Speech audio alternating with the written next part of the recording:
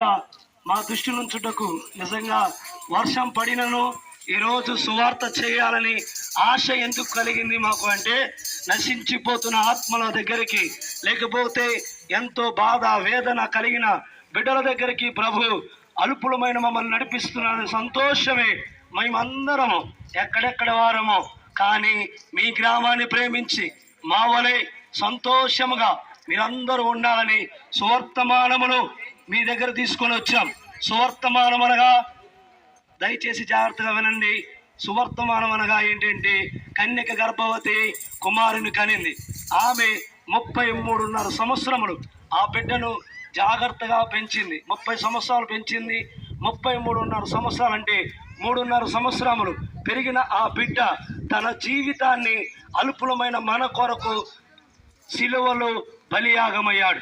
ఆయన కార్చిన రక్తము, ఆయన పడ్డ శ్రమ,